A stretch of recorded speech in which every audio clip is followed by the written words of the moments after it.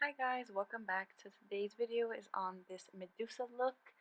I've been wanting to do a Medusa look for the longest time. So yeah, today I'm starting off with the eyebrows. I used the Arch by Billion Dollar Brows brow kit, and I've been loving this because it doesn't leave like really dark eyebrows. It's very light and easy to use. It's a 3-step kit, so if you're looking for a good brow product, then this one is good. So then I'm going in with the NYX Cosmetics white jumbo pencil, which is I think everyone's favorite, and it's always good for a base when you're using bright colors. So I'm just going to be spreading that along the eyelid and all over the eye evenly. Then I'm taking the Bright Lights palette by Pinky Rose Cosmetics, and this palette is such a beautiful palette. It has such beautiful colors. So I'm starting off with the yellow color, and I'm putting that on the crease as a transition color and as the first color of the little pattern that I'm doing. And then I'm taking a green color from the palette and I'm applying that on the crease below the yellow, just to start blending those colors together and give it a nice transition. And yeah, little by little, just keep blending so that it doesn't look too harsh. You also want to blend it because you don't want it to look too like you just threw a bunch of colors. Then I'm taking a dark green color from my Sultry palette by Profusion, and I'm adding that below the other green color. So I'm going more into the crease and darkening that area just so that I can have that like rainbow effect kind of. And then I'm going to be taking a black color from the Soldiery palette and applying that just on the lid.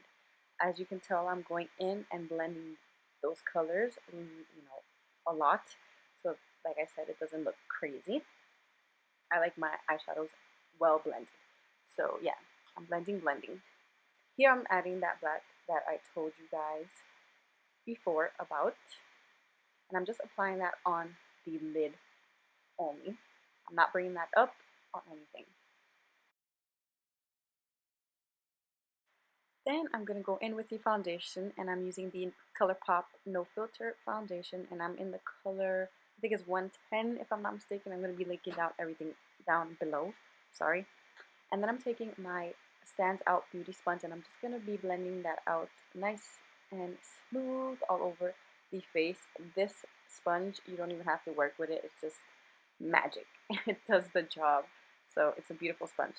Then I'm going to be taking concealer, and I'm taking my No Filter by Colourpop concealer, and this is in the color Lights, and I'm just applying that wherever I want to highlight. Then I'm taking this Jane Cosmetics bronzer, and I'm applying that on the cheeks, on the forehead, on the nose, and on the chin, wherever I want to sculpt and bronze. Just make sure you blend that out nicely. And then I'm going to be blending out the concealer with my Stands Out sponge as well, making sure that I blend everything nicely.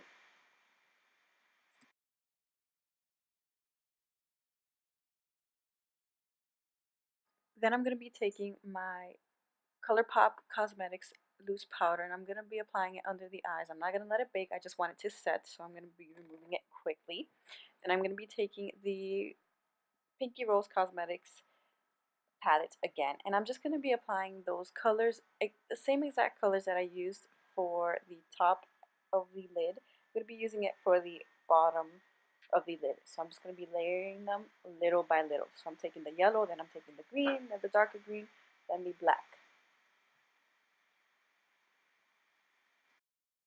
You just want to make sure that you blend out the colors evenly, because you're applying black on the lower eye and kind of sometimes makes you look crazy, so you want to make sure you blend it. Then I'm applying the NYX Cosmetics Jumbo Pencil in the waterline.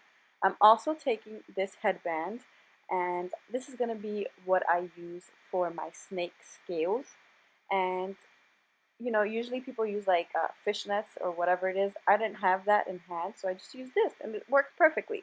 So what I'm doing is applying those same colors, layering the yellow, the greens, and the black, and I'm just going to be applying these colors to my forehead, my cheeks, on my neck, and on my arms, wherever I want that snake skin effect, that's where I'm applying it. So this worked out like seriously perfectly. I really liked it. So this technique may work for you or may not work for you. It worked for me. So if you want to try it, please do.